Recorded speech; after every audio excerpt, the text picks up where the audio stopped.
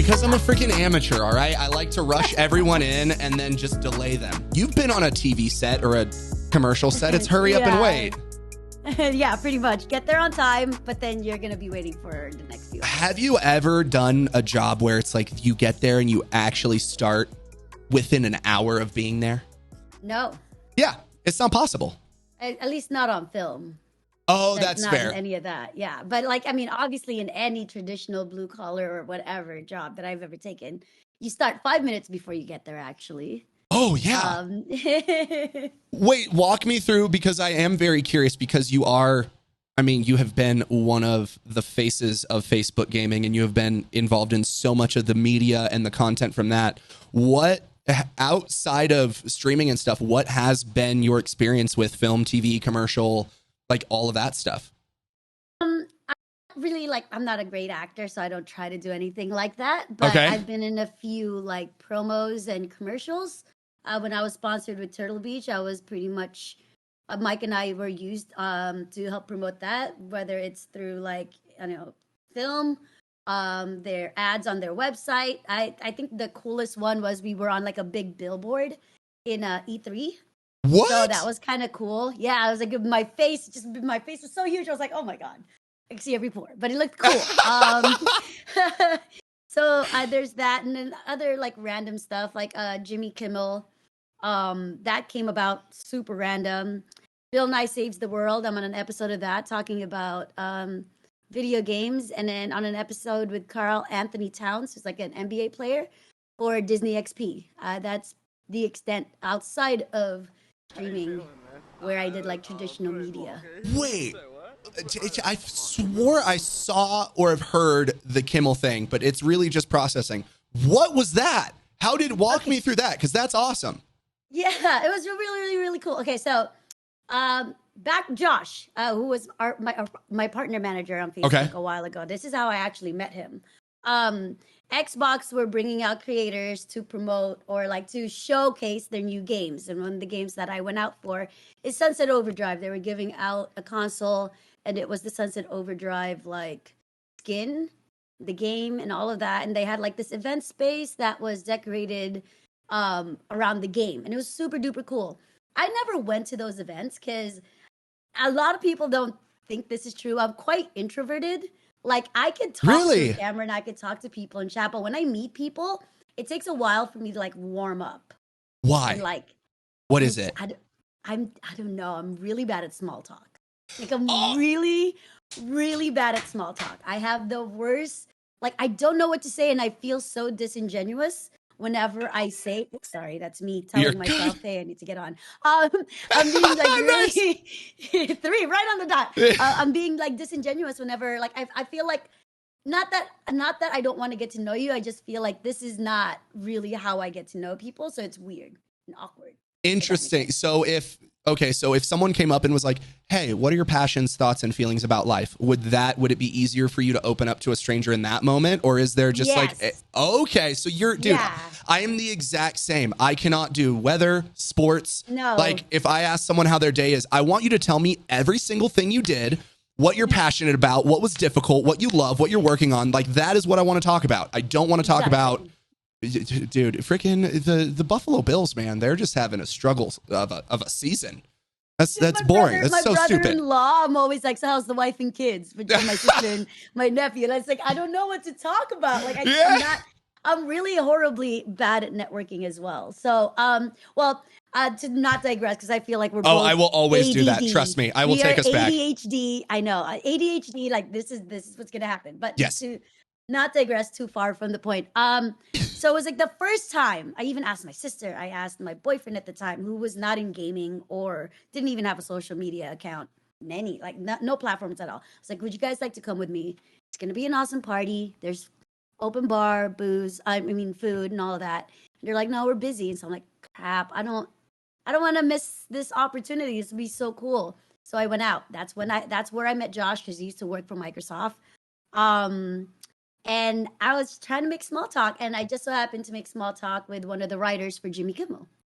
No way. Yeah, we didn't become like good friends, but we followed each other on Twitter and, respond to each other's like tweets every once in a while. So we made ourselves aware of our existence. Yeah. And then Jimmy Kimmel comes out with like, like this little stand up in the beginning of like the show talking about why would people watch gamers and blah, blah, blah, blah, blah, and all of these things.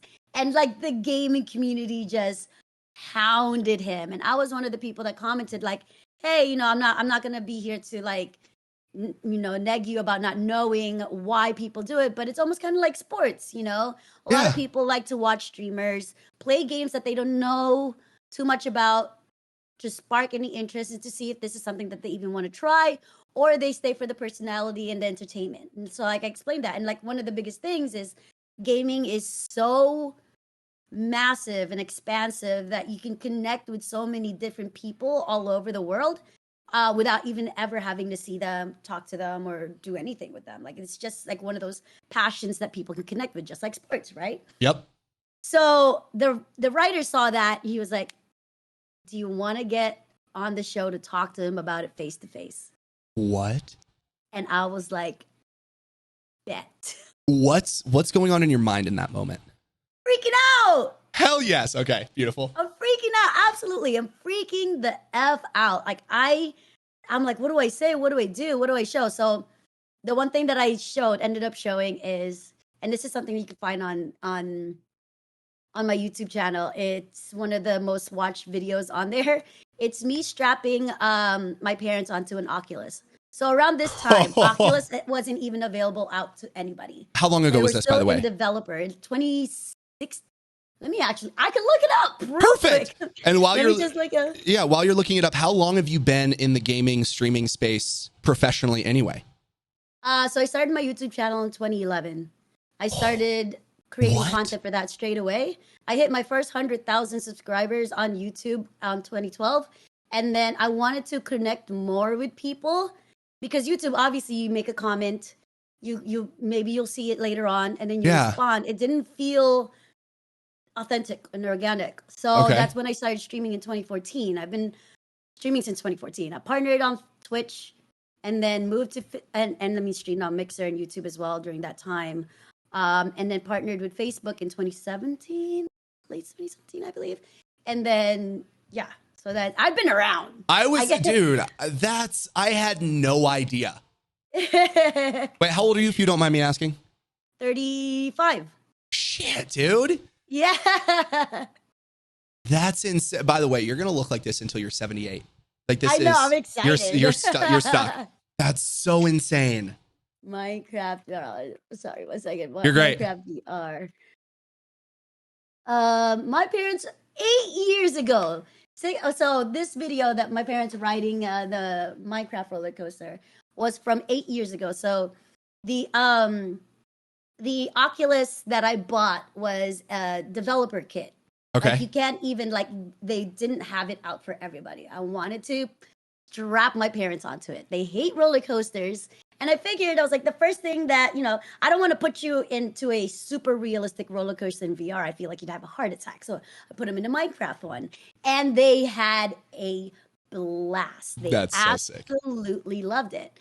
And so when I was on Kimmel, I showed him, I was like, gaming isn't just for kids who want to, or for old adults who want to play Farmville or Candy Crush. This isn't just something to waste your time. I mean, I feel like everything that you do is a waste of your time, but how you value your time is your own, right? Ooh, so I showed him this.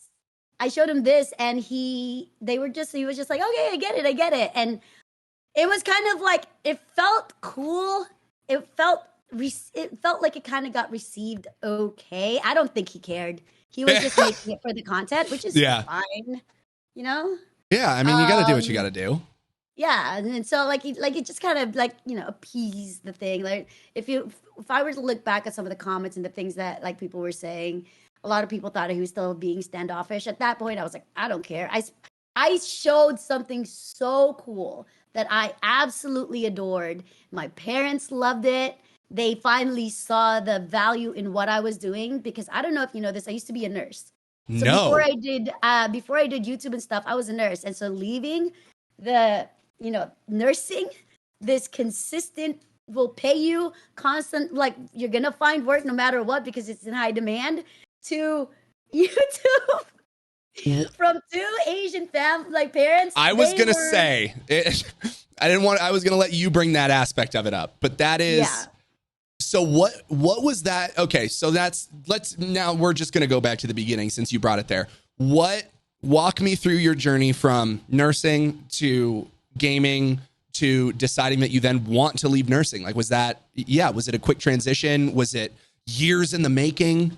Oh, not at all. So, before I was a nurse, I managed a lot of businesses, and then I got laid off, and I was like, damn, I don't ever want to feel this feeling where I am not wanted. It was like this rejection was just so massive to me because I worked hard to get to where I was, and I was absolutely needed. The only reason why I got laid off was because they needed to liquefy the assets and sell the company. Oh, jeez. The new company that bought it didn't want to bring in their staff because they already had the staff, right? So that's how I got laid off. I knew it wasn't me. I knew I did a good job. I didn't, whatever. Anyway. And then again, time frame. When was this? Sorry. This was, dude, I don't know. So 2000 something. That helps. 2010. Okay, maybe? 2010, perfect. Well, Dang. No, because I went to school. No, I went to school 2010. Okay. Yeah, so I went to nursing school, and during nursing school, obviously, it's very, very stressful. And the one thing that I use to decompress and get rid of some of the stress is gaming. Nice. I have spoken, when you're in school, you speak to a lot of people, you're surrounded by a lot of people, and obviously in nursing, you have to be super compassionate, super aware, and there for the people that you're taking care of. So I just felt exhausted and wanted time for myself, and nice. That was gaming for me. Because even though I could socialize with my friends, hang out with them, play games with them, and all of that. So during nursing school and while I was a nurse, I played a lot of video games. YouTube what were you started playing? Call of Duty. Nice. Call of Duty, Counter-Strike, all of that stuff. Okay. I've always just been into. Okay, shut up. Sorry. I'm sorry. Gosh, it was just a question. I've always been into shooter games, just something that's quick, rewarding. I can't do RPGs because ADD. You know. Wait, is there, okay, of course I'm going to ask many questions. Is there, it's the fast pace, is there any aspect of competition to it? Oh, absolutely. Okay. I am so competitive. Would you say that is the primary before, the competitive helps you keep the attention? Not necessarily. I think it's more the objectives and trying to win. Okay. Not necessarily, I'm not trying to stomp other people out. I just have a goal in mind, and it keeps me playing the way I typically would. Nice. Whereas in an open world, I'd get lost. Dude, I'd never same. finish a game. I just can't do it. Yeah. 1 second. My cat's about to topple You're over so great. a Lego build. I love that. Fix that. Cats are menaces, dude.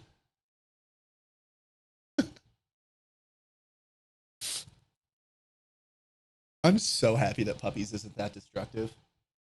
Worst he's done is 3 chords. He's chewed through 3 or 4. Sorry. You're so good. I'm happy Puppies doesn't knock anything over. He just chews through chords every now and then. Oh God. She's just started doing it. She's in this teenage phase. Yeah, I know. I hate it. What were we talking? Oh yeah. So I'm competitive in that. So it just kind of started there. The YouTube channel started because not even for anybody else, it was just for my friends. We were playing Black Ops 1. And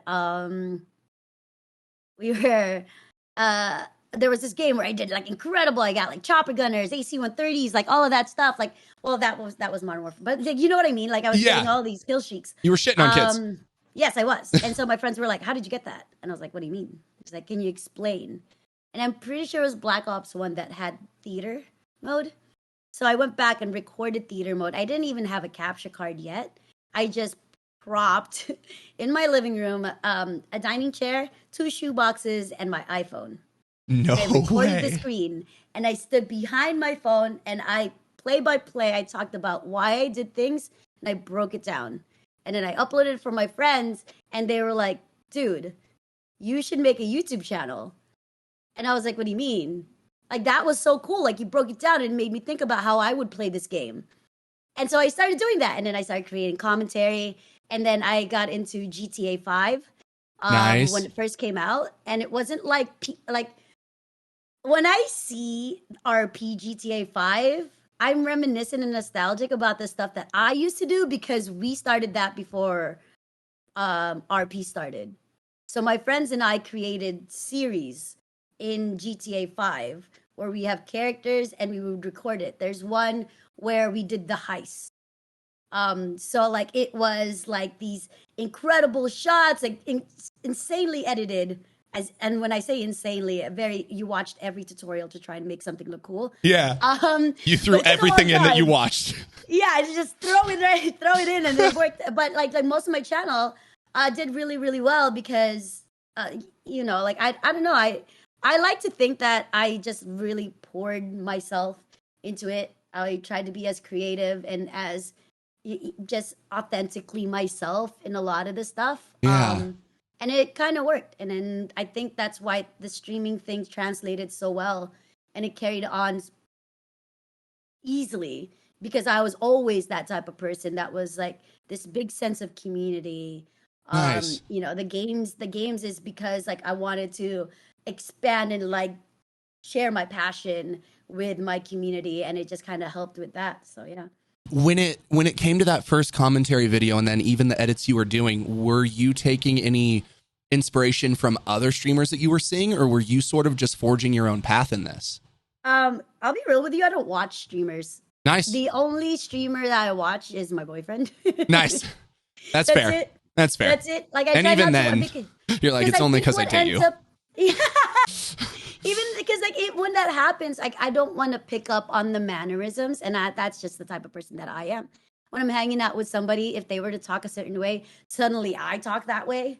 And it's not like I'm not trying to do this all the time. Yeah. I don't know why I do it, but I just do it. So if I were to watch somebody for too long, I start picking up on some of the stuff they say. And then at the end of it, I go, why do I say that? And I don't remember it's them. And it then sounds like I'm ripping off their content and I don't want that. So I try my best not to do that. So it sounds like there's a part of you that's intentionally not watching. Like if that wasn't something that you did in terms of picking up people's mannerisms and stuff like that, would you be interested in watching streams? Like, is it something that you wish you could, but because that's your reality, it's something that you just don't engage in?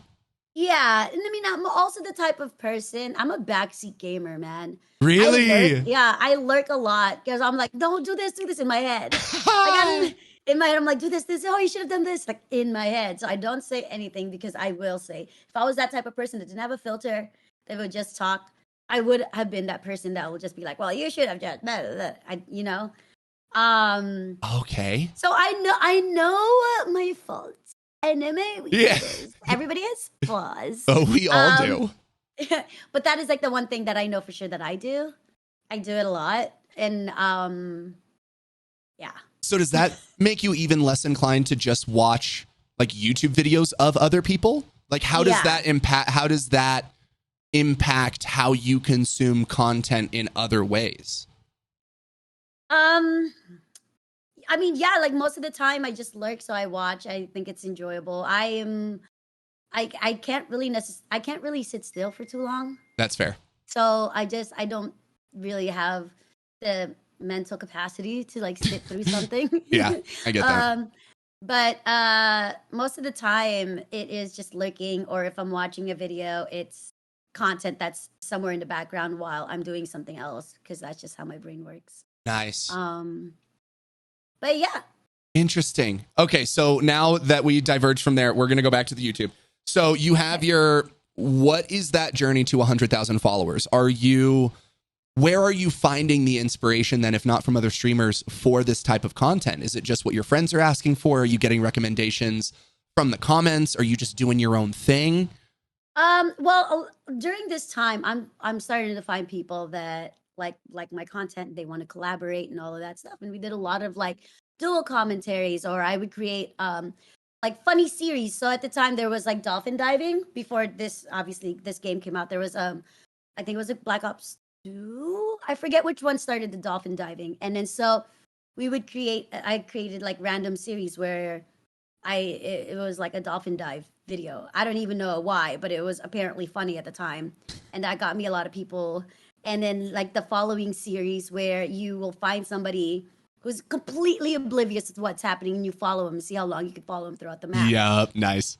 So things like that, just like random little tiny videos. And I ended up meeting like a fairly big, well-known group. I'm not sure if you know who they are. Vanoss Gaming.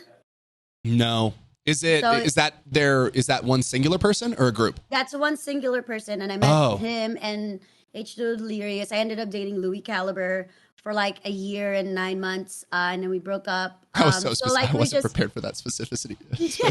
but for the people that know me, they know that this is like kind of where it started. So we all blew up together, creating content together. Nice. They blew up a lot more than I did. Mostly because I didn't want to be the girlfriend constantly playing with the group. So I steered away and started doing my own thing. Nice. Because I didn't want to be the girlfriend. Unfortunately, still ended up being the girlfriend. Yeah. I still get comments every once in a while going, "Oh, you're only popular because blah, blah, blah." And it's like, no. He didn't give me Jimmy Kimmel. Didn't give me all these things. He didn't. Yeah, I did that, but nobody's going to understand that. So yeah, like I definitely like every once in a while, I kind of step back and like, man, if I just swallowed my pride and just been like, fuck it, I'll be the girlfriend, like just done it, I would be far better off. But I'm doing, I'm paving my own path. I'm doing my own thing. I'm doing it the way that I want to do it. That makes me happy. That makes me feel like this is my success and not a success brought on by others. I am happy. Like I'm good. Sometimes I look back in it because yes, of course, you reflect and you think, yeah, it could have been a lot better. I wouldn't be, I wouldn't be struggling to find people to play with at night because I have people to play with at night. But like, it's just like, it's hindsight kind of thing. Yeah. But it's still at the end, like I'm happy where I am, but not again to digress because I feel like I constantly digress. The bigger thing is I didn't really watch people, but I just fed off of the people I collab with and the people that I work with. We always talked about series and things that we could do together. Another series that I did was Noobcraft, which is when I first started playing Minecraft. I purposely did not want to learn anything about it. And my friend Bex and I and my friend Goomba and I created a series called Noobcraft, where we all just play and learn Minecraft together. And it was really, really cool. We never made it to the Nether. Nothing ever happened at the end of it. It ended up just fizzling because we all just ended up doing different things as it happens. But it was just really, really fun to create content with people who weren't necessarily doing it to gain something from each other. Yeah. It was like some sense of like camaraderie. And we're learning and we're doing this together. So the togetherness of it is like what's awesome. I love that. And where did this creativity come from? Because not obviously, but nursing doesn't seem like the most creative endeavor that you could go into. Was creating a passion before you were, quote unquote, forced into nursing? Or where did that spark come from? Because all these video ideas are so incredible. Yeah, it's awesome. Thank you. I think I've always been creative. I'm I'm the type of person that thinks that she could do anything and everything right away if she just looks at it once. Nice. Which is honestly not the case. I bought a sewing machine, can't sew. I thought you were going to say something way less complicated than sewing, because that's actually difficult. It's very difficult. Wait, what did you want to sew? I want to make my own clothes. Well, when I was in high school, I had one of my elective classes was sewing. And so I thought I could do everything. But then you were in a class, they taught you how to sew. And I'm just like, I remember how to do this. No, I don't. Was it an impulse buy? Yes, it was $200. Oh my God. Oh. I bought one of those Big Brother sewing machines. It's still here, and I'm going to teach myself how to do it. I will. I bought an iPad so I could draw. I don't touch my iPad. This is the most ADHD thing ever, is when my poor boyfriend, he's like, are you sure you want that? Are you sure you're not gonna like forget about it and stop wanting to do it? Yeah. In 2 weeks' time. 2 weeks is being generous, actually, because we know that's not gonna be the case. But yeah, like I've always been, however, I've always been creative. I was in the marching band.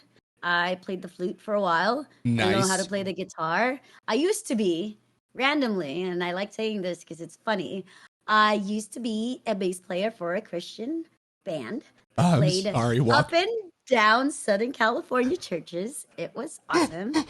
Our God is an awesome God. He reigns from heaven above. I don't just be in the belt with my bass like.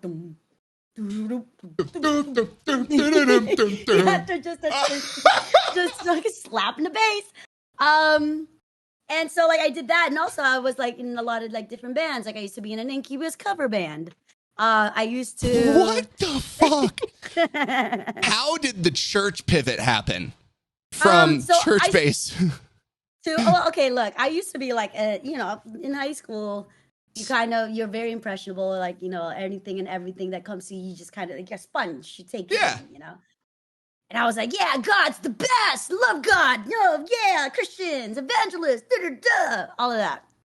It's exactly how I sounded. Anyway, we were at church, and the adults were like talking to us, like, oh, your body's a temple. You shouldn't even have piercings. You shouldn't have tattoos. Blah, blah, blah, blah.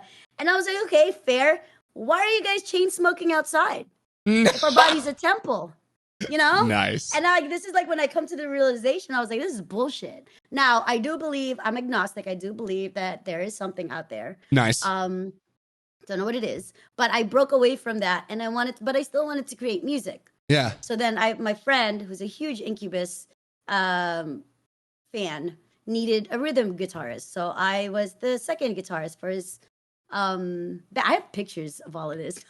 Oh my gosh. So like I used to do that, and then there's another video. I'll just link this one to you, because then maybe you'd believe me. No, I'm sure you believe me, but I believe most everything. You are a very unique individual, so I wouldn't put it past you. Let me see. 1 second. Where are you sending it to me, by the way? I am going to send it to you on Discord. So I used to be in a band. I used to be a fan of this band. It's a band called Midway. Okay. And love them. They're awesome. And their singer got pregnant and was like, you know what? Not my thing anymore. I want to have a family. They broke off. I initially auditioned to be the bassist for this band. And so they were like, maybe you could play the bass and sing at the same time. But they wanted the charisma of the singer just being up front and not having like, an instrument. So I sang. And this is like, I only got to do 2 shows with them. And this is one of the shows. So yeah, I was 19 when this happened. Oh my gosh. But they would just like wrote all these like random synthy poppy music, and it was awesome. That's so sick. So how long were you in bands? Just randomly. I mean, they weren't long. A lot of them were just kind of like little tiny projects. Oh, okay. Until we all just kind of fizzled out. Like this band I was in for like maybe 8 months. Because everybody at that point when she left was like, yeah, we're fucking old, yo. Like we should. Random fact. If you're watching the video right now, the drummer in the back, that's Jason Casverde. He worked on Everything Everywhere All at Once. He is the set and prop designer and has won, what do you call it? Awards, yes, for it. I don't think I have you as a friend. So I just sent you a friend request so you could send it to me, because I haven't gotten anything yet. Perfect. Yay, there you are. Send it. Okay. There you go. Oh my, I'm going to have to show this to everyone after. Oh my God. Oh.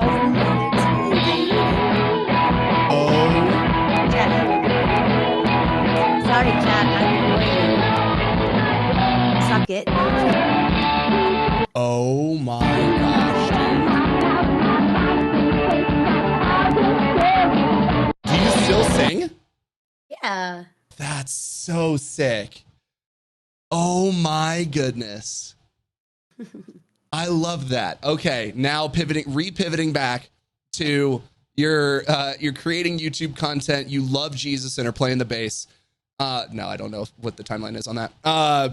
So you have your first 100,000. When is it? What is it that starts to get you into streaming? Are you, as you're doing these YouTubes, are you doing any of these live and then recording it and then cutting these later, or is this all offline content? So this is, none of it is live. It's offline content. The hard part is I was a full-time nurse at the time. Okay. Like worked hours, and I was like the wound care nurse, so I would stay even longer because I was by myself for like 50, 60, 80 patients at a time. What? Because I wouldn't, like, at the nursing home that I was at had like 70 patients and only one wound care nurse, and that was me. And so I would see these patients on rotation, and I would have to chart for them. I would do all these things. So I end up, like, an 8-hour day ended up being 12 hours. And my boyfriend at the time lived all the way in San Diego, who did not have a car. So I would drive after work, go to San Diego, be with him, record content, edit content and his content, and then upload. So that was like my life for a while. Are you commuting from LA at this time? Yep, LA to San Diego. Oh my goodness. Yeah, so I was like back and forth, and like I was doing all of these things. So like I said, it was like 2 full-time jobs with a relationship. So I had like no time. My first paycheck was like, because at the time YouTube would only pay you out if you reach $50. Okay. Right? So I reached my first $50. I'm doing okay in nursing, so I'm not like, oh, gotta make money creating content. It was all for fun. Yeah. I bought a pair of denim shorts from Urban Outfitters with those $50. It was awesome. I still have those shorts. That was my next question. I should probably like hang it up somewhere and be like, why these shorts? It's like, because this was my first paycheck. And that was like the moment where I realized like I could make money off of this. Now, I didn't go cold turkey and quit my job right away, but I did when I started making like a little bit more monthly. Yeah. And it was doing fine. And I think the transition to streaming was when Twitch was finally starting to pick up. It wasn't Justin TV anymore. I don't know if you knew, Twitch before was Justin.tv. And this was yes, yeah. So like a lot of people would stream on that. And so like now we have Twitch. It's a little bit more, grounded. There's been a lot of people that have been streaming off of it. It's tested. It's working. So I went on 2014. Now they don't do this anymore. But back then, because I had a big following on YouTube, they pardoned me right away on Twitch. Nice. And so it was easy for me to create money and monetize my content quickly. Now, did I do that? Absolutely not. I am so ass in promoting myself or selling myself in any capacity. I go, if you want to subscribe, you don't have to. Maybe. There was because the people would be like, oh, here's your perks, here's your things. I'm like, if you want to do it, you can. It's up to you. There. No obligation. Yeah. And which was like, honestly, so horrible. Like that game plan, when that is your money. Yeah, that's probably fair. Not a good idea. But like, it was cool because it allowed me to have, like I said, that authentic and more genuine connection with people. I used to just play the guitar for like 7 people and be like, play Wonderwall. I was like, fuck you. Naturally. So like we would do like all these like random community things, and it was honestly super fucking fun. And that's what made me fall in love to streaming more than creating content. Nice. YouTube definitely fell on the wayside once I started streaming because it didn't give me that quick gratification of actually talking to people and like creating this community, right? Also, at the time, YouTube was really getting toxic. Louis and I broke up, and everybody was like, he stopped creating content. That's his fault. Yeah. I didn't do anything. But because he did, everyone's like, there's that bitch that broke his heart. Burn her at the stake. How dare she? And I'm just like, yo, man, he's an adult, dude. Whatever he wants to do, it's his call. It's not me. I'm not the reason why, But they definitely, like, I never addressed it. I never said anything to it. This is probably one of the first few times I've ever openly talked about it because like there's nothing to say. Like he just stopped creating content. There's nothing I could do. We don't talk anymore. Yeah. So it's just like, like that's your fault. Don't blame me. You know? Yeah, yeah, it's his job. That's it. You're not responsible for him. Yeah, exactly. So how long were you doing the nurse YouTube shenanigans before you went full-time streaming? I think probably 6 months before I started streaming. So 2011 to 2013 and a half. Okay. people don't say that. But midway to 2013, I was a nurse and doing YouTube content and trying to do all of that at the same time. 2.5 years. 2.5 years. Damn. I went to the hospital once. I had to leave work early because I had such a bad pain on my side. Ended up being like a stomach ulcer because I was drinking a ton of Monsters and working and doing all of these things, and the stress, like it finally caught up to me. So I ended up having to go to the hospital for like a stomach ulcer. And I was like, yeah, maybe we should cut back on something. And I think nursing just lost because I honestly just felt abandoned as a nurse by my colleagues and work and everything. There's a couple of things that I've talked about publicly where it was like a patient that I really, really cared for. And obviously I can't be there 24/7. Yeah. I gave the chart and everything that I wanted to be done at night. Nothing got done. And the patient eventually passed away fairly quickly and deteriorated fairly quickly. And I was like, this isn't on me. This isn't for me. Like there's only so much I can do. And there's, if I feel lost, if I feel alone, I'm gonna just go home and cry every night. And is that the life that I want? So that's when I started. Doing this YouTube thing. Now for my family, my parents, they were not very happy. I was loud because obviously at the time I would work during the day and create YouTube and create content at night, and I was very, very loud. And I just be like, "Hey, mom and dad, here's the earplug." Are you serious? Yeah, and I'm like, please, here's the earplugs. And while they didn't understand, they acknowledged and supported me because they saw that it was something that I was pouring my heart into, and I was like really, really into and really about. I think the thing that like made them realize that this is something that I could do is when I put them on Jimmy Kimmel. My dad's been on World Star twice. What? Yeah. With just random content? No, so I was on Twitch. Anaconda from Nicki Minaj, the music video came out, and I was like, Dad, let's do a live reaction. Oh. That's also on YouTube. It's hilarious. My dad, absolutely unhinged, goes, I want to go to the jungle right now.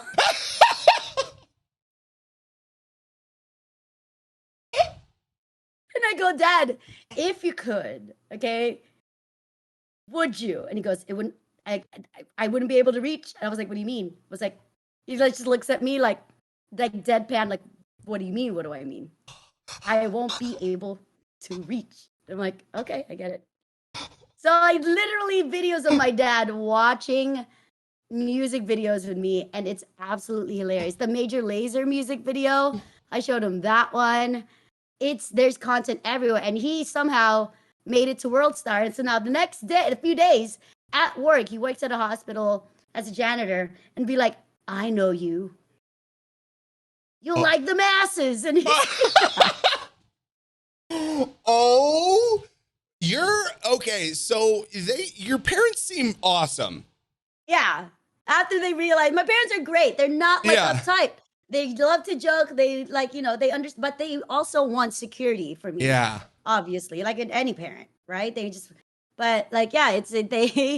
They are always about the things that I want to do for my content. They're always, they're always there, willing to support and be a part of it. And so, yeah, so there's a lot of content just surrounding my parents because everybody loved my parents. And that's like easy, Yeah.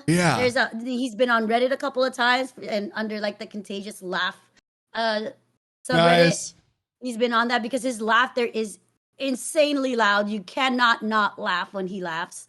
And And so like just like he's just always been, they've always been supportive in that sense. That's awesome. So I get why they were a little apprehensive, but I am so thankful that they opened up and like allowed me to like really explore this without so much as a scolding. They're like, hey, you're an adult.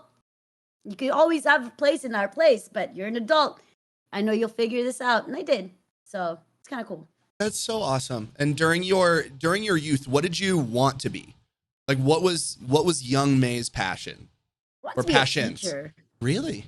Yeah. But now I realize that's horrible. I have no patience. Yeah. No patience at all. But I like, well, I think it's just because I really did grow up with some really awesome teachers. Yeah. I like really awesome mentors that like pushed me to be better or just had shown me a little bit of compassion, you know? Nice. And it was nice. And I feel like I was like, I would like to be that person. I want to make someone feel as good as I felt. That's beautiful. When I was younger, you know? What was this, public school, private school? Public school. Nice. Which, I mean, even more, like that's why it like cemented even more because they're seeing like 30 kids. And somehow they made me feel special, you know? So, yeah. That's so, and is there a part of you that feels that that's also why you like streaming? Because you get to do that for someone else as well? Yeah. I mean, I'm sure you know what Mrs. May stands for, right? I don't actually. I know it's your name. Yeah. So Mrs. May is because I miss a lot of the shots that I make. Are you serious? Yeah.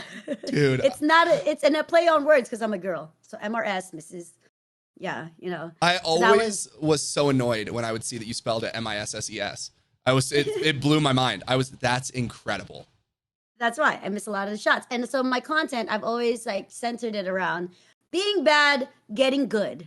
So like a lot of this stuff is like, you know, I get a lot of people that come in and be like, you're so much better than you were last year. I was like, we are on track, ladies and gents. We're doing it. We're doing it big. And so like, it's like the things that people can learn with me as I'm learning as well. Yeah. It just kind of creates that like connection with somebody, you know? And that's essentially what this community is. Like, I'm not a pro player. I'm not fucking cranking Y off a ladder, 90s, 360, snipey, no scope shit. Like, I'm not doing that.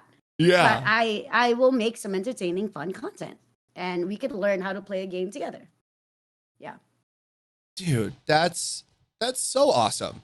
So, and then, okay, because we're going all over the place. So you're starting streaming now.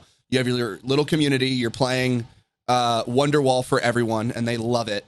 What is that process of getting bigger? What are your mental struggles for that? Was there any issues editing content? Like how was the rise from there? Because that's a pretty epic start, I would say. Is it weird that I never really saw myself as getting bigger? Like the Jimmy Kimmel thing, the Bill Nye Saves the World, all of that, I'm still kind of like, that's surreal. Like, how does that happen?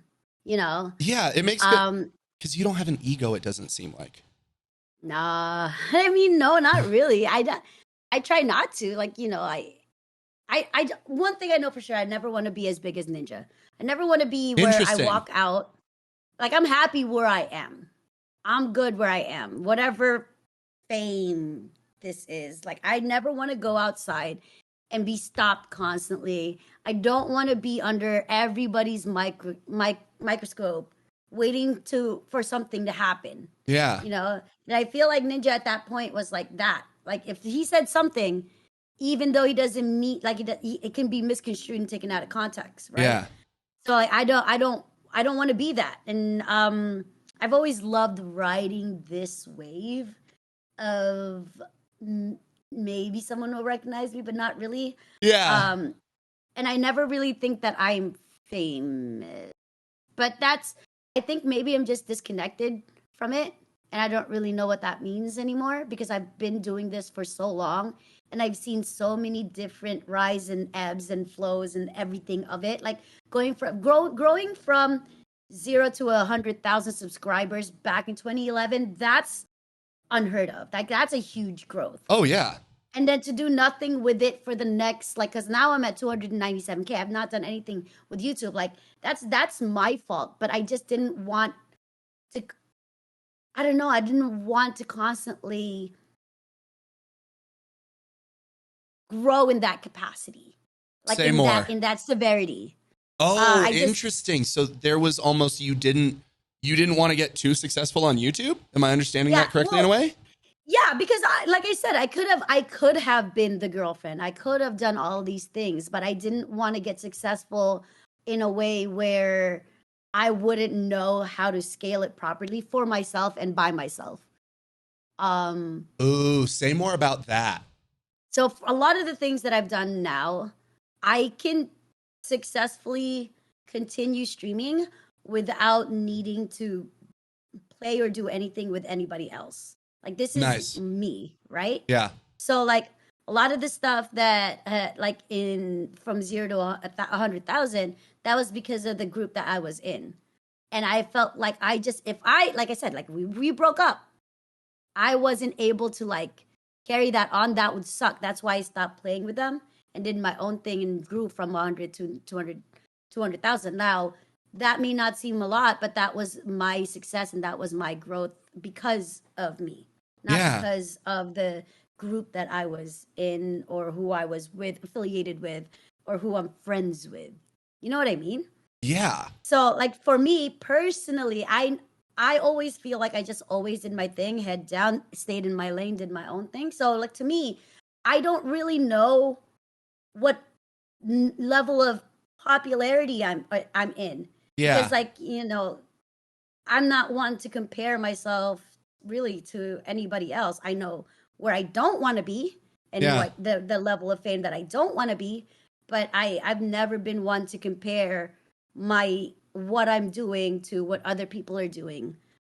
That's one of the bigger reasons, again, why I don't like, you know, other than the mannerisms picking it up, it's just like I just have no interest in doing that. So how does that makes sense? It does, but there's that line of how do you then, I guess, I don't want to say push yourself in a way, but there is an inherent being in entertainment, being a streamer, there is inherently some level of attention or whatever you're going to get. So how do you manage something that might become more successful or popular than I guess you wanted it to be? I mean, I always start things without thinking of how good it's going to be received. Like a lot of the things that I start, it's just because I want to start it. It's something that I want to share, something that I enjoy. I think you guys would enjoy it. Let's see how it goes, you know? And if it flops, it flops. If it doesn't, it doesn't. And like when it does kind of get big, like when I do get some fame from it, like, I mean, every once in a while, like I still get stopped and people recognize me. Yeah. But it's never like I'm almost always more excited to meet people than they are to meet me. And I feel like at some point too, it's kind of off-putting because they're like, oh my God, now you just seem desperate. Like, why are you so excited? You know, oh my God, shut up. I'm like, thank you, my God, thank you. I'm saying thank you to them after they ask for my picture. I'm like, thank you so much. You know? Yeah. But it's never like, to me, like content is just creating it. Like it's never to think about what would happen once that content is out. I've not seen myself in Jimmy Kimmel. I've not watched Bill Nye Saves the World. I've not done any of that. I just really give the content out and see how it goes. And then the feedback comes and that's awesome.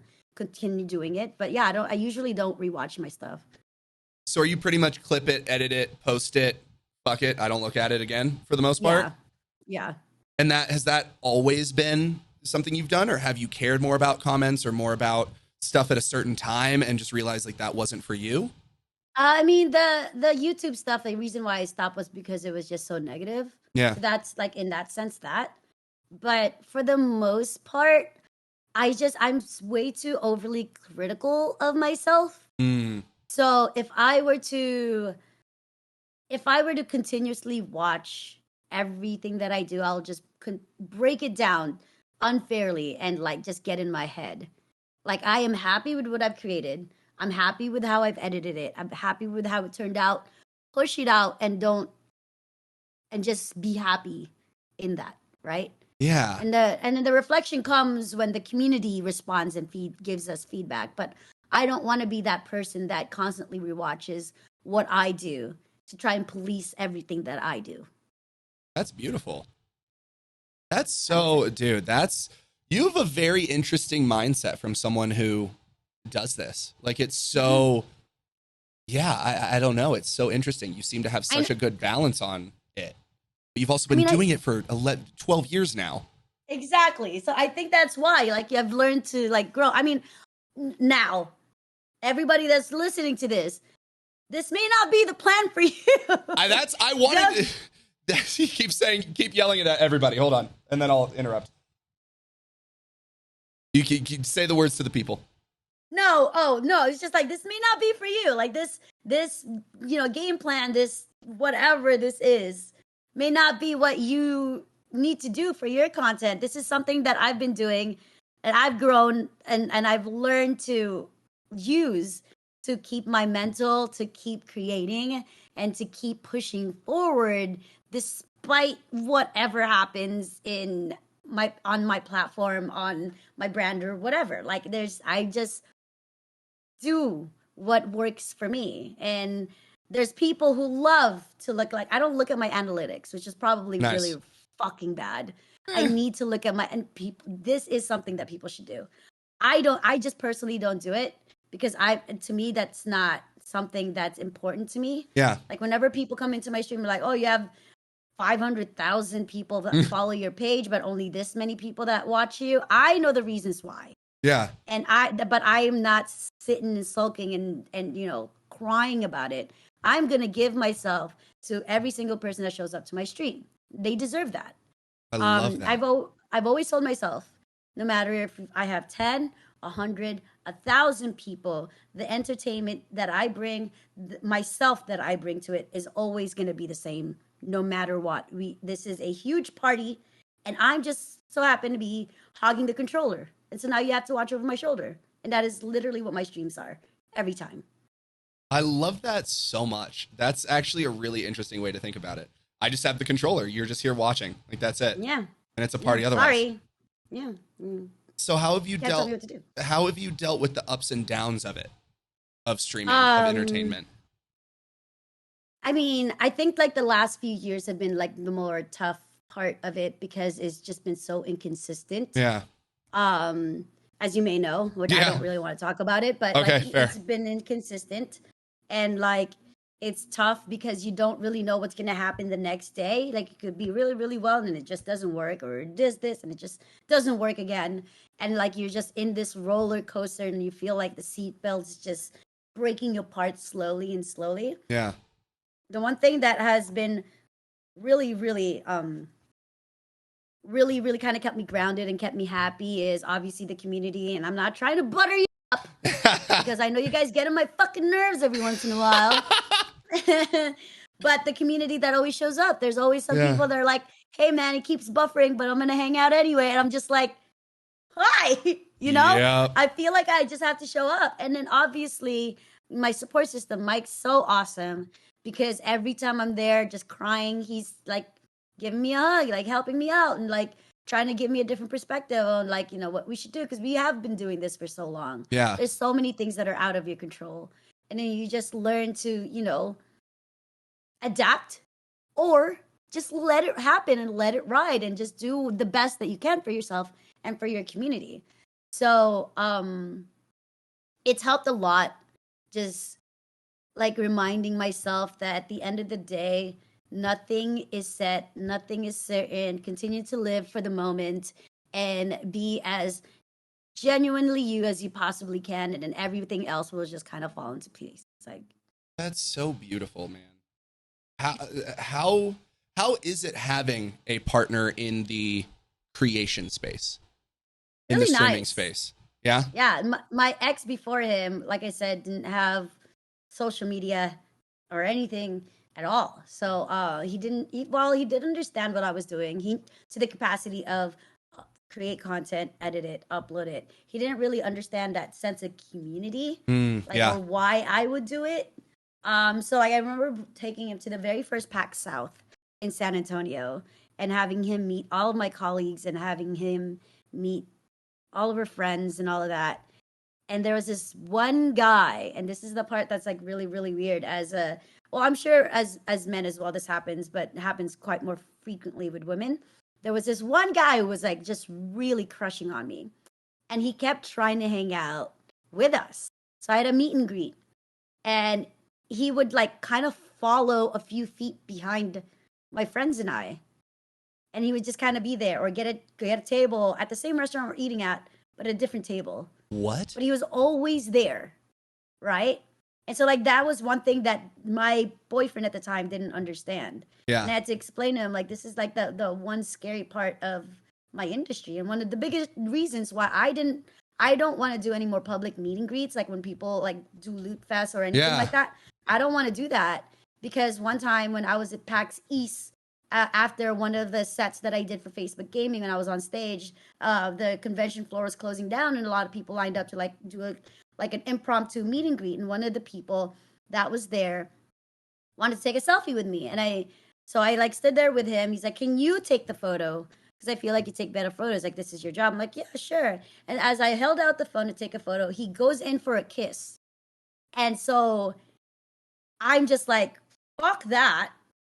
And pushed him away, and I was like, nope, no more, never doing this again. With everything that's happened in the past to other creators and how crazy some fans can be, I'm like, nope, not doing it.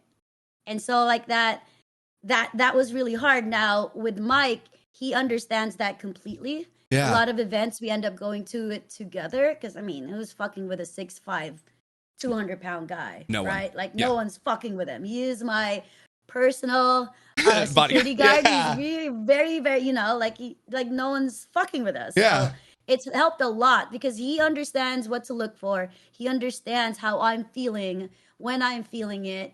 There's there's not a point of where I have to spend the next hour explaining why I'm feeling the way I feel. It's just he knows, because whether he's gone through it or like is going through it or just knows why I'm going through it, helps exponentially. And he just knows what to do at those situations, because whether he's gone through it or not, he just knows.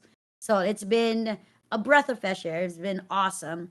And I'm sure one of the main reasons why we work so well is because not only are we partners, in our relationship, we're partners when it comes to work. Yeah. We do a lot of things together. Usually whenever a company approaches us, it almost like a package deal. Nice. So it's kind of nice like that.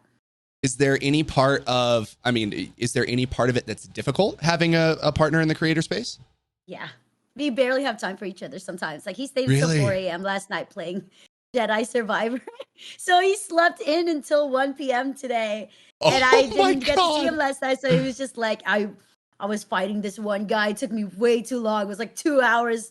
But I couldn't get off. I had to keep playing. And I was like, I understand. I understand that, but that's like the thing, And that's the beautiful part, man. So many relationships. You get a dude who's like, I'm sorry, babe. I was up until 3 a.m. with the boys doing XYZ. And they're like, how dare you? You're like, I mean, some bosses suck. You got to do what you got to do, babe. I love it. Yeah. Yeah. Dude. It took me a while to get there because I've always wanted a relationship where we made time for each other. Yeah. And I was trying my best to do the 9 to 5, but as you know, in this industry, there's not really a 9 to 5. Like no. You stream, you create content, you do this, you do that, you do that. It usually ends up being 12 to 16-hour days. There's no 9 to 5. So I tried at one point to try and give like a few hours to be able to hang out together. We've gotten a lot better in it where we take days off together. Nice. And that's helped. But when we don't take days off, it's like a full day of like, yeah, like he's been awesome because I'll stream in the morning. He'll have lunch ready for me and I'll stop streaming at night and I'll make dinner for him. So we've kind of created like this routine with each other and it's helped quite a bit. But yeah, sometimes we just like, you don't really see each other. I'm so filled with envy right now. That sounds so precious. I hate you so much. What if you find it soon, huh? That's the objective. But for now, I'm cooking my own shit all times of day. I don't even have someone that I have to find time with. It's just me and my cat at this point. So walk me through a typical day of life with Mrs. May. So I wake up, I press the snooze button about 3 times. I'm late to my morning stream. What time are you waking up? For 9. What time do you go to bed? Late. Oh my gosh. I go to bed late. Okay, that's fair. Yeah. You do go, I mean, you like music. I feel like you enjoy an evening, so it makes sense that you would have a later schedule. Yeah, and I don't know. I've just always been like a night owl. Then the mornings I reserve for the ladies. Like every Tuesday and Thursdays, fair. Nice. I'm trying to wake up. But usually I'm not streaming with the ladies morning is probably 10 a.m. Okay. 11 a.m. Okay. And that's early for me. I'm sorry, what? To wake up would be early? 10 or 11? 10 a.m., yeah. 9 a.m. is early. But like I said, I go to sleep late. Okay. Because like I stop streaming typically like late, and so you need a few hours to like compress and that's fair, relax, and just try not to think too much and actually end up falling asleep, but a good like 6 hours is all I need when it comes to sleep anyway. I can't sleep past that, so what? That's how my body works. I literally wake up at the 6-hour mark every time. Oh my gosh. No matter when I sleep, at 6 hours I'm awake. It's just my body. That's fair. You know what you need. Yeah.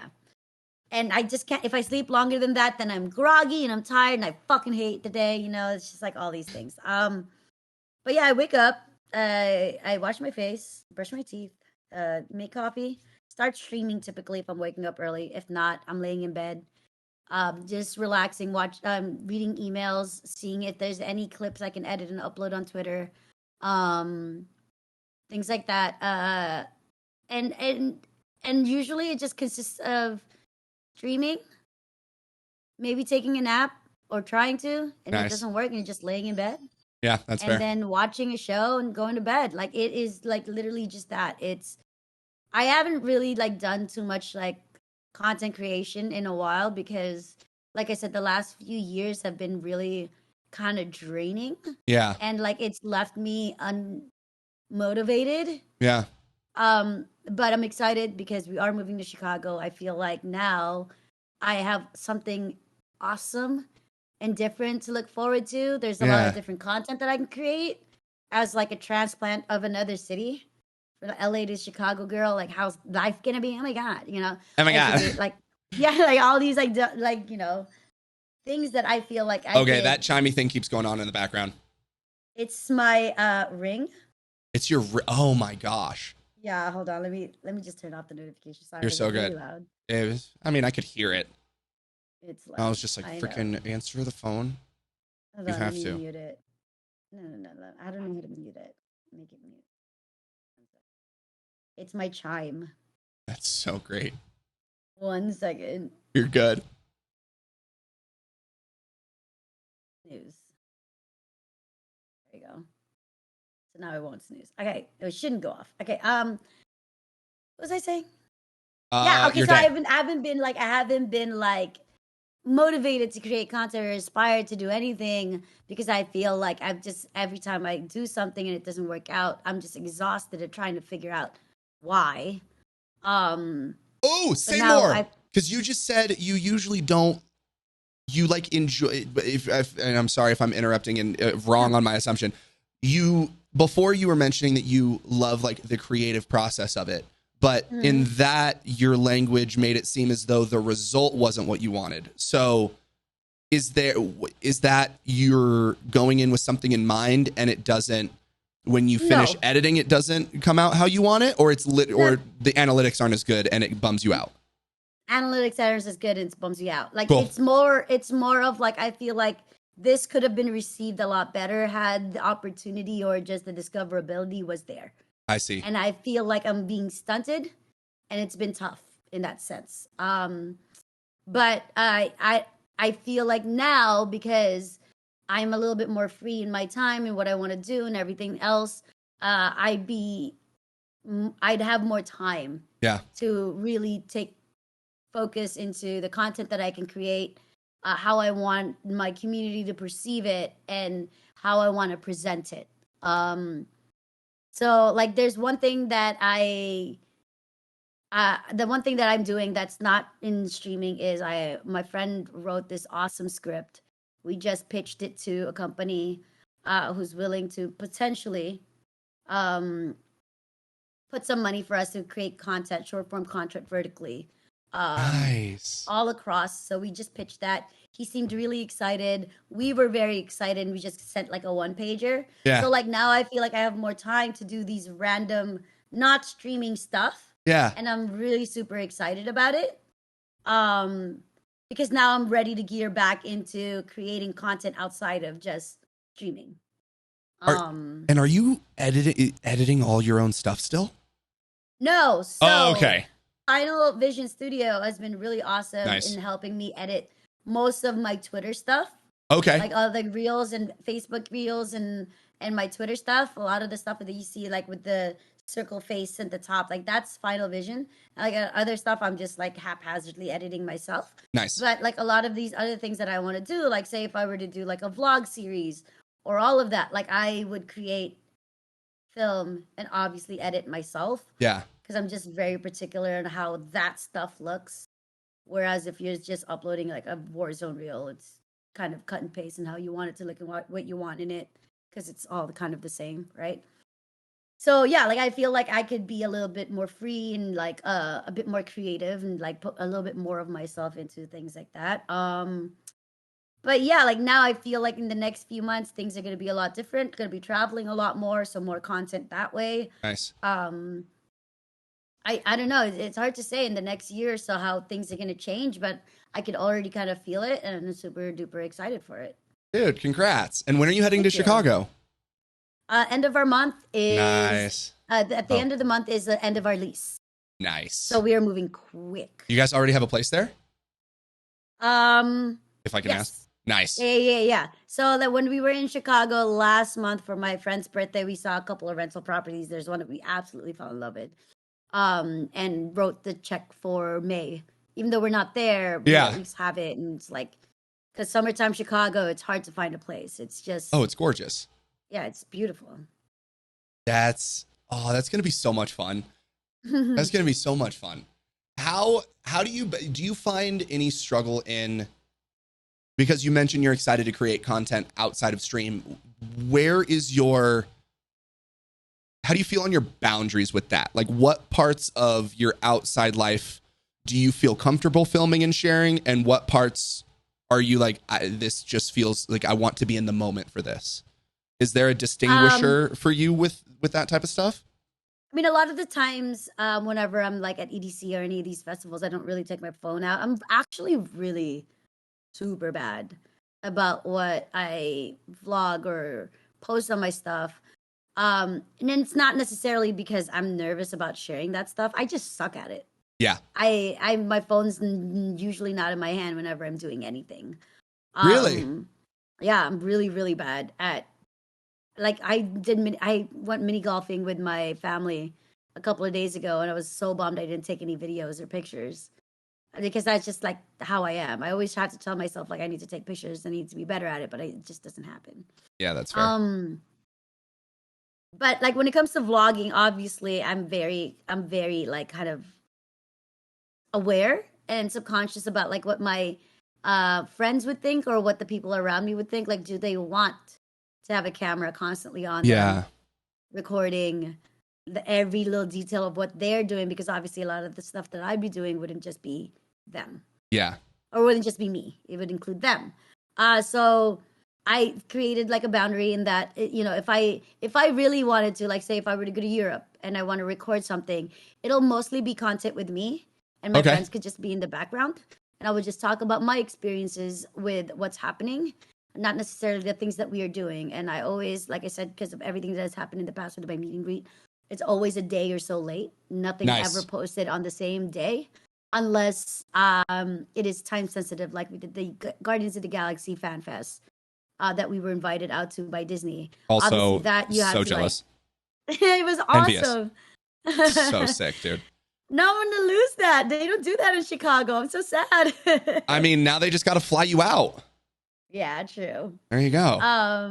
But yeah, like it's like those things, like, you know, you just have to be paper aware and be really, really careful with but like the capacity and the boundaries of like what I'm willing to give. I mean, aside from like the uber personal, like what I do, I pretty much talk about quite openly and quite frequently, you know. I'm fairly transparent when it comes to things like, you know, my family and all of that and where I'm going. So it's not like it's common knowledge at this point, but at the same time, there's obviously far more things that I keep to myself, that it's more because I just don't think it's worth even having a conversation about. Yeah. Yeah. Yeah, because when you bring up one thing to a group of people, people are going to care about it more than you. And if you don't care about it and they want to keep talking about it, then it just becomes annoying. And it's just that unfortunate thing that you have to try and move away from or shut down. And you don't want to be the person that's like, yeah, I talked about it, but you guys can't because I'm done talking about it. So it just makes you just keep more things to yourself. But that's also, I mean, that's just humanity, I feel like. Yeah. Are your friends in the, like your IRLs, are they in the creative space as well? Is that balance of quote, even though you say you're not that famous, but you're a public figure, has that been difficult in terms of friendships, in terms of, any of that? Most of my friends are creators themselves. Nice. And they've definitely paved the way. Like a lot of my friends have been doing this for so long. I mean, Mike has been doing this a lot longer than I have.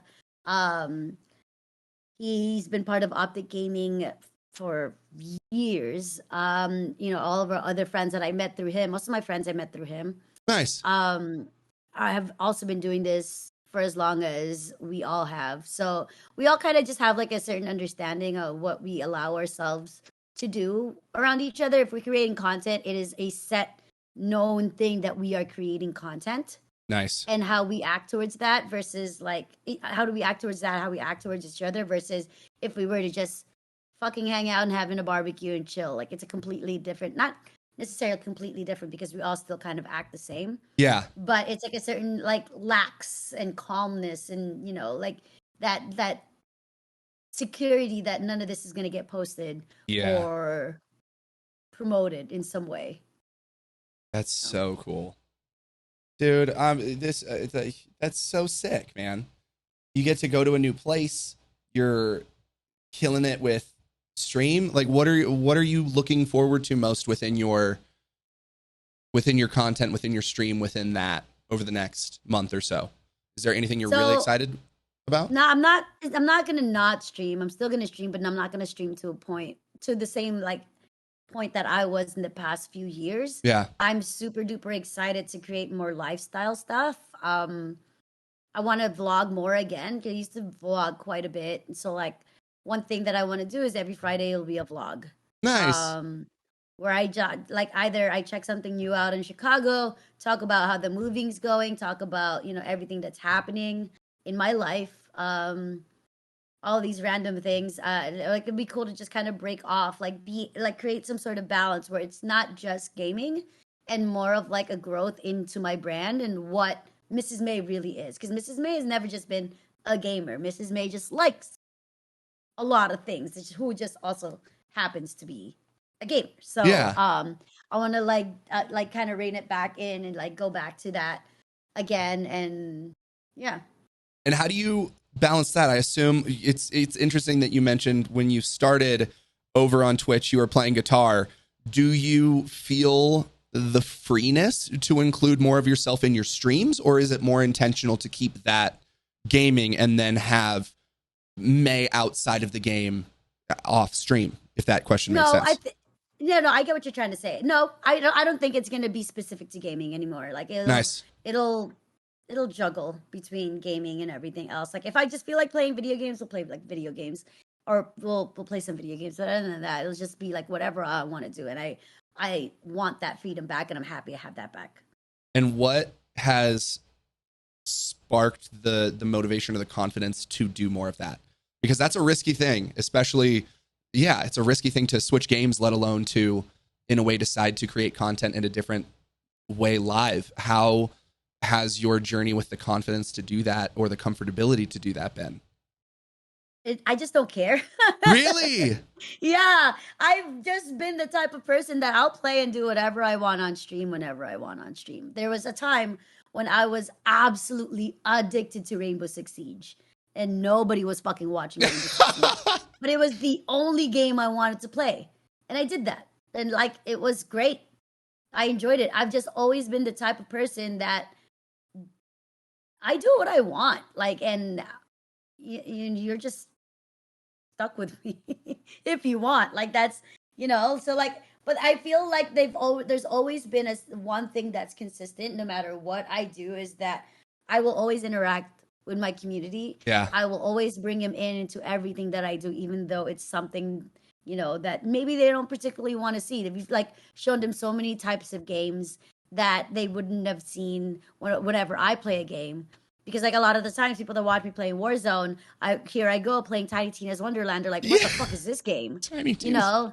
Yeah, so like you could like there's certain sense of variety. It's not just one game. Like you really are subscribing to a personality. You're not subscribing to a game. Yeah. It's just watching someone play one specific game. Or maybe you will, because I may just get addicted and that's all I want to play. Yeah, that's fair. You just never know how it like changes day to day, You never know what I'm going to be interested in today. Buckle up, friends. We're going to find out together. Exactly. I don't even know. Were you ever caring about what other people thought in a way? Or have you always, because a through line seems to be, fuck it, I'm going to do what I want to do, except for nursing. And even then you were like, fuck it, I'm going to do what I want to do. Yeah. Was that, how was that instilled in you? Was that supported by your parents? Was that you just as a human out of the womb? Because that's I don't know. Awesome to not, especially being an entertainer, to not give a shit. One in a million, dude. And to find success in it. That's the crazy part. Yes. This definitely doesn't work now. I think I definitely found the sweet spot back then. Because I used to do Call of Duty commentary. I'd just put a good game up and I'd start eating burgers. And I would just be like, look at this burger I got. And then that would be the content. It would be me eating a burger on top of gameplay. I'm not playing it because it's pre-recorded. I've played this game. I'd be like, look at this move right here. And that was the content. Wait, you're watching your own videos? I'm watching my own videos, like eating burgers. And I'm like, check this burger out, so good. Oh, wait, look at this. I get an AC-130. I'm like, I'm literally talking through the commentary as I'm eating this burger. Like, that's the content that I've always made, is whatever content I want to make. And it's somehow worked, I don't know. You're just built different. I think I don't know, chat on my side. Yeah. Why? Why does it work? I don't know. Maybe you guys just like it. But yes, there's, different content that's going to come. I'm really excited. And I think chat's just as excited to see like more things. Like someone in my chat, Uni's like, does that mean karaoke nights are back again? So like nice. A lot of these like random things that we would do together, and it just somehow worked. So how, for those who might be creators or whatever who are listening, everyone's going to cultivate their community atmosphere differently, but if you were to start over, how would you give advice to yourself on how to do that, on how to go about creating a community and getting to where you are now? If I were to like look back on like first starting May, I would honestly tell myself to get better at networking and selling myself. I think that's the one thing that I have a really hard time doing, because this has worked so well. Yeah. It could work better if I just knew how to do these other things, but I am happy with where I'm at. It could be better, but I want to be able to, not necessarily because I'm not like selling myself as property, but just like promoting what I am and who I am. A lot of the work that I've done, I just do so well whenever I do film, like with Hypebeast, with any of the other stuff that I've done in the past. A lot of these people come back to me because they've worked with me in the past, and I do so well. Yeah. So every time I do something, if I'm filming, if I'm if I'm supposed to be this personality, I am my personality 200%. Oh yeah. I bring that, right? And then it's infectious. They're like, God, we loved working with her. She was so awesome. Let's bring her back. And that's usually what happens. Now, if I'm good at being able to show that without having to work with me, just show like, hey, this is the work that she's been able to do. And I have reel.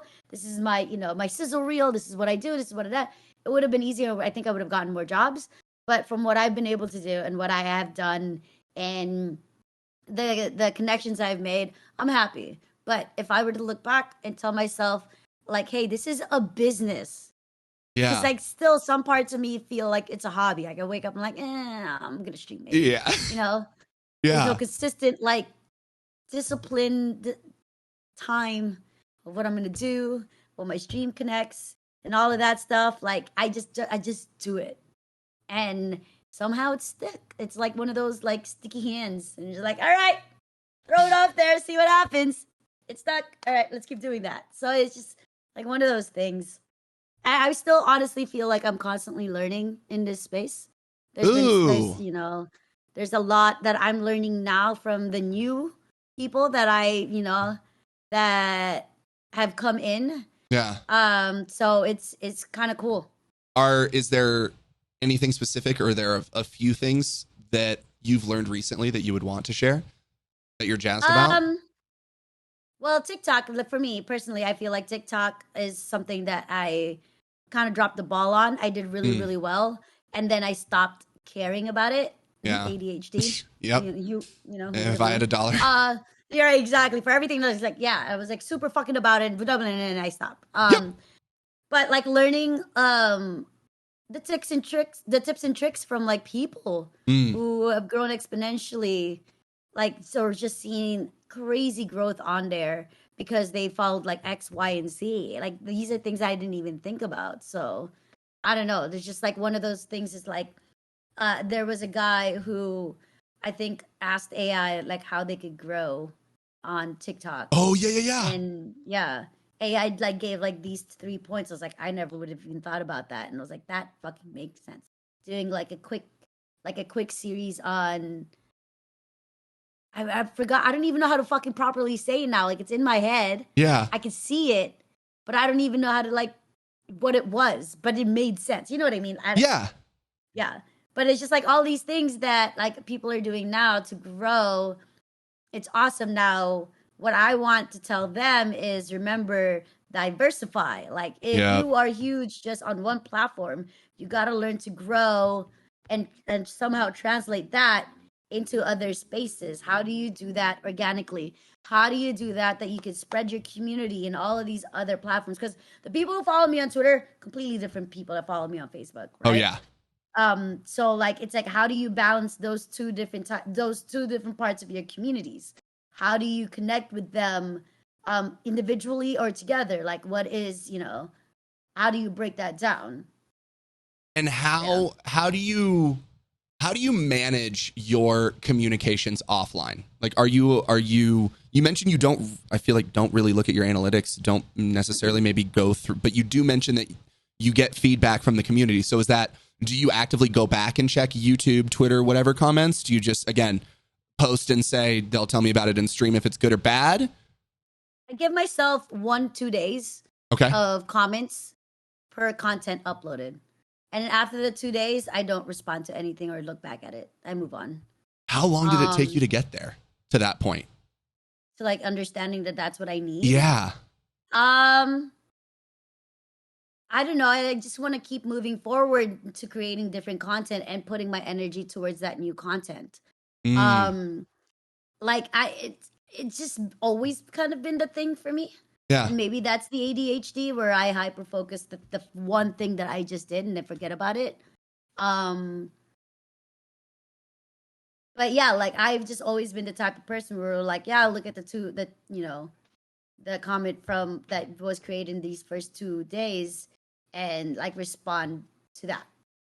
You're like blowing my brain a little bit, even just connecting the hyper focus of it. Like, I feel like even in myself, I just identified why I get so overwhelmed, because I want to go back and engage in the comments and blah, blah, blah, blah, blah. But that, like, even just the 1 to 2 days That's such a good boundary to have.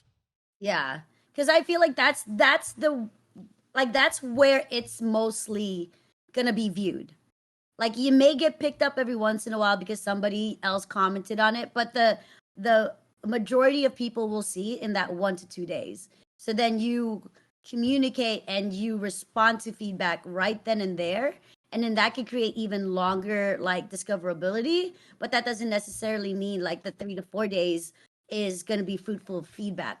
I mean, you'll get notifications from it. You could look at it, but you don't have to necessarily overly engage into that conversation then, because now you've created different content to get more feedback from. So you just keep moving, keep going. I love that so much. Dude. Okay, beautiful. That broke my brain. So if you what would be three focusing on the community, and I think more so with the community, how would you teach or tell someone to go about that? Like how did you figure out what you wanted your community to feel like and look like, and how was that cultivated? Because I feel like that is one of the most special parts about your community and about streaming in general is the community. And some people don't put the effort into it or even speak about it the way that you do. And it's so beautiful to hear. So like, is there anything intentional you had to do, or is it more so just like you're not an asshole, so you just treat people like they're human beings? Oh, that's a big part of it. That's why one thing when I don't look at numbers, because I don't want to see them as numbers. They're people. And that's why I say every time it's like we're just hanging out in a big party and I'm hogging the controller. I've always seen everybody that comes in, That's whether so it was good. on Twitch or YouTube or anywhere, they're people. It's time spent with you. And time is like the most valuable resource anybody can have, because you can't go back in time. You can't take back what's happened. So the time that they give you is so valuable. You have to make it worth it. So a lot of the times when I think of like the sense of community and I talk to the people, I really am giving myself to them. Yeah. And like whether they receive it or not, they stay or not, they do whatever with it or not, I am completely myself when I give myself to them. Like I am me. There's not a character. I just can't, like, there's a lot of people that definitely do well creating content, streaming as a character, and more power to them, man. Yeah. Like that's their shit. That's fucking dope. I just can't be that person. And so the only thing that I know I could genuinely, authentically, organically be, everything be, it's me. And I will give that. The one thing that I know for sure with my community is that I want it to be a reflection of who I am. Yeah. And I don't want y'all to be fucking assholes because I'm not an asshole. Yep. So like I definitely created boundaries with everybody. We've, spoken about like the whole pizza thing. I don't know if you know what that is. No. So I have a pizza tattoo. Okay. And when I first started streaming on Facebook, since I was like one of the first few, we were getting pushed quite a bit because Facebook really wanted streaming to be known platform wide, right? Yeah. So like we were there. Like in the first 40, we were being pushed. We were on ads. We were on everything. That came with trolls. Oh, yeah. And there was only so much moderators can do because at that time, Facebook didn't really have moderation. It was so difficult to moderate a chat. It was like a 3-click system for you to just even mute somebody. And then you could accidentally like something or like whatever because it just wasn't streamlined. Now, the thing for me that's helped is out of sight, out of mind. Right? Yeah. And with a fast moving chat, I tell people to just spam pizza. Let's start talking about pizza. What's your favorite toppings on pizza? Nice. If there's trolls or some shit in the chat, don't even pay attention. Pizza. Just pizza. And we just spam pizza emojis everywhere. And that's been like the one thing. It's like we don't want to give these people energy, the people that don't deserve our energy. We don't want to even give them a lick of it. I'm totally stealing that. Yes, you should. Absolutely. Because it's not fair. Like why derail your content for one person being a shithead? Yeah. That's not the content you want to create or want to bring forth to the community. They don't want that. They don't care. And I know a lot of people in the chat would be more than happy to jump in and say some shit, But I don't want that. Yeah. I don't, this has not ever been my content. I will say one thing and then we pizza. And that is it. And it's always been the one standing thing that will ride till the end, is that I just don't want any toxicity. Yeah. Like it doesn't always have to be positive vibes, you know. It doesn't always have to be that. But we definitely don't need to highlight any sort of negativity, toxicity, anything. Or drama. Like, we're too fucking old for that shit, man. Oh, it's exhausting. So whenever someone comes in, hey, did you hear the thing about so-and-so? Nope. Next. It's so easy. Yeah. Okay. You mentioned the organic, most authentic version of yourself. Was that anything you had to discover, or have you been pretty embodied in who that was since you've started? Like, was that a journey in finding out who you were in the space? No, I think I've just always been like this. Yeah, it makes sense based on everything you said so far. Like, I don't know. Like, I mean, maybe I'm less critical. Maybe I'm less of a fucking asshole. Were you an asshole? No, I mean, maybe. I don't know. There was a time when, okay, this is probably why Facebook changed this and you can't click on people's names anymore. Oh, God. When we first started, right, before pizza, there was a time when people didn't understand what streaming was. And so there was this girl named Denise who went into my stream and it was like, get a real job. And so I clicked on her profile and go, Denise, not everybody can be a dog groomer in North Carolina.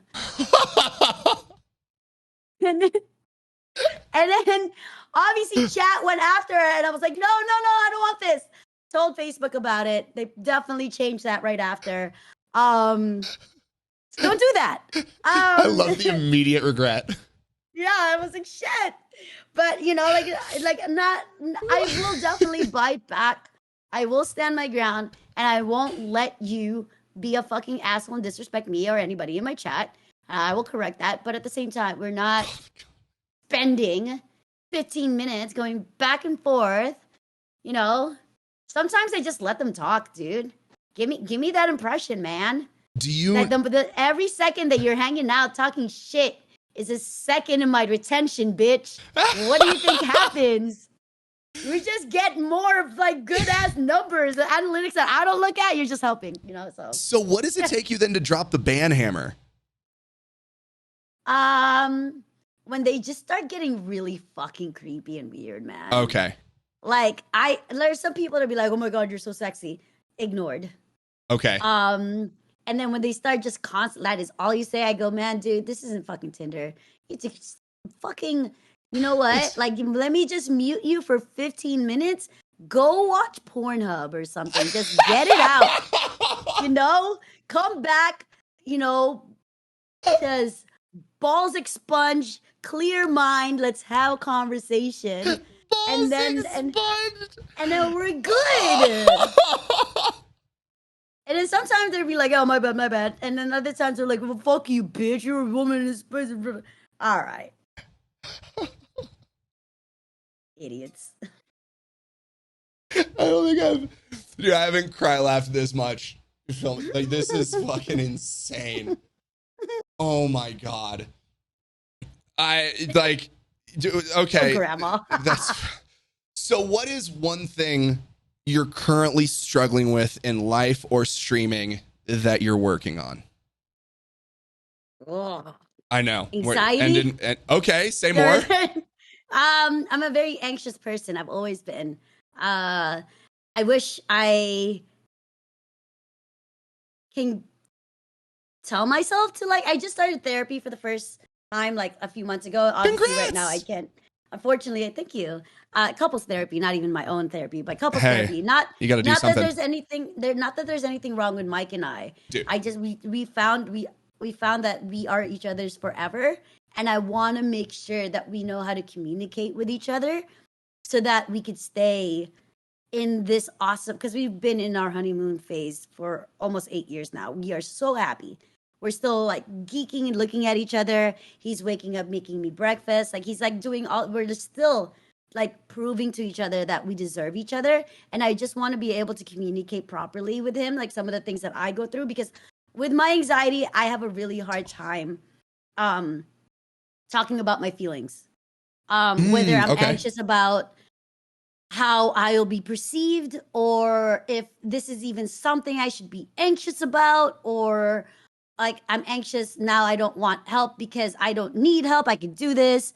I've learned to like bottle a lot of stuff inside. And so like couples therapy with him and I has helped quite a bit, because I've learned like whenever something happens to me, he goes, something's triggering you. How are you feeling right now? We've learned to like communicate in this cyclical, like happy, well, not happy, but like just understanding patient situation.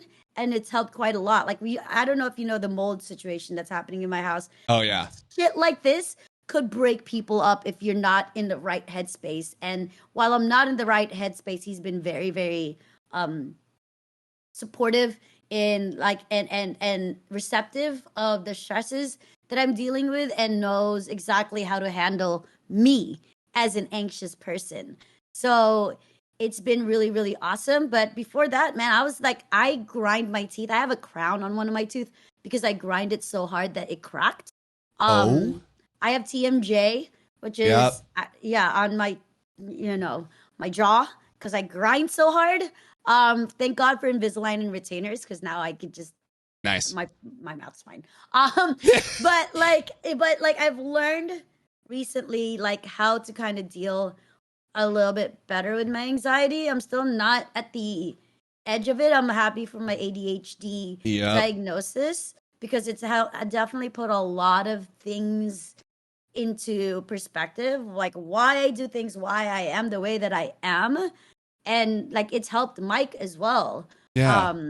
With to deal with me, and like how he notices, hey, you're being kind of hyperactive and like hyper focusing on something. Let's try to break off of this and do something else. So it's helped quite a bit, but it is something that I wish I could just at some point, at this point, I think I just need medication for, because there's parts of me where I know I could be better as a person had I not just been so anxious. And that goes as well with everything in work that you asked about in the past, like what could I tell myself, and what would I have done differently.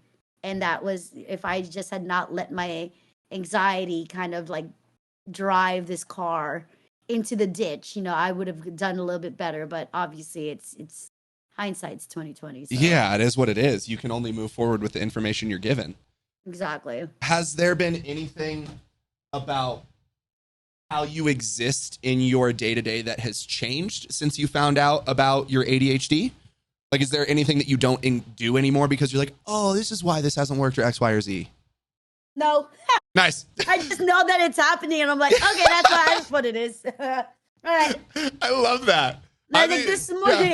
This morning I woke up, I put like my teeth whitening on, tried doing my makeup as I'm doing that while making coffee, because I put like a cream on my face that has to sit for 5 minutes. I'm doing coffee, multitasking, I'm doing all of this at the same time. Ended up working out fine. But was it done properly? It got done. That's what we want to focus on. Exactly. It got done. Done, got done. Like all these things, that is like literally my life, is that things get done. They could have been done better. Yeah. But it got done, And that's like that's the one thing. It's like I wish I could, because I don't know, man. I was prescribed Adderall. Yeah. And I bet it would work so well. I bet. My family just had like really bad addictive personalities. Ooh, I see ya. Yeah. And I found myself drinking quite a lot, and I've told Mike, I was like, man, I really need to cut back a little bit on the drinking, because sometimes I'll drink and I'm like get way too drunk, and I was like, we could definitely do this less drunk. Like maybe we should cut it back. Like you can drink 4 days a week, but you don't have to be blackout drunk every time you do it. So like let's cut it back a little bit. So like that's the one thing with like Adderall. Like never mind back ordered, like whatever. I just don't know how well I would function on medication when it comes to ADHD. Now, for anxiety, it would probably help because that's a whole different monster. That's something that definitely keeps me from doing. Whereas ADHD, I'm still doing things. Like I said, they could be better, but I'm still doing things. Dude, that is awesome. And I do want to touch, just for everyone listening, every single person in a relationship should be in couples counseling. Like, you should know how to communicate with each other effectively, even if you have the most beautiful relationship. Like, you can always learn how to communicate better with each other. So the fact that you guys said that, like, I didn't even assume, I never even assume that people are having issues when they say that. It's like, you just go to experts to get better at things. What better thing to get better at than talking to the person you love about everything going on in your life?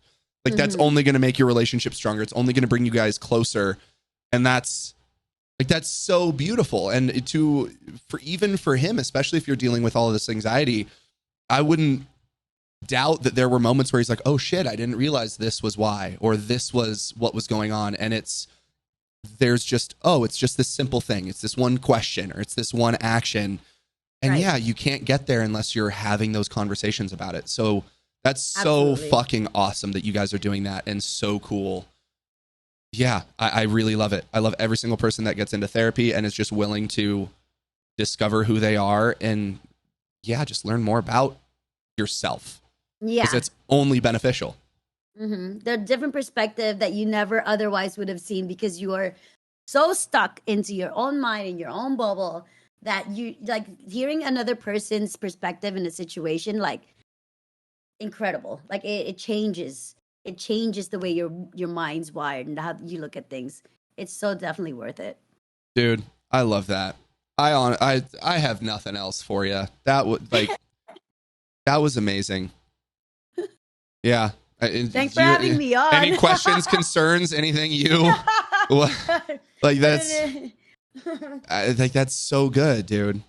That's so good. I love everything. I love that you're doing what you want to do. I love that you're finally getting out of for me, I would say, hellhole that is LA, and going to a more beautiful space. Like, that's, and then just getting to do more of what you like, the way you want to do it, in a space that's more comfortable with the human you love around the people you love. Like, that's, dude, that's so good. So thank you. Where can everyone find you? Where would you like people to follow you? I mean, I'm everywhere. I think the only thing that's different is May on Twitter, twitter.com/May. But everywhere else, it's Mrs. May. Facebook, Twitch, YouTube, all of that. May. Don't forget to make a kick, just in case, so no one takes it. Not that you'll go over there, but... True. Actually, you're right. Oh my God, you just told everyone someone's going to take it. If you do, we know it's one of you turd nuggets listening. All right? And we'll find out who you are. Dude, I appreciate you. Thank you so much, man. Thanks for having me. Of course. I will talk to you soon, and have a great rest of your day. Bye. Bye, everyone.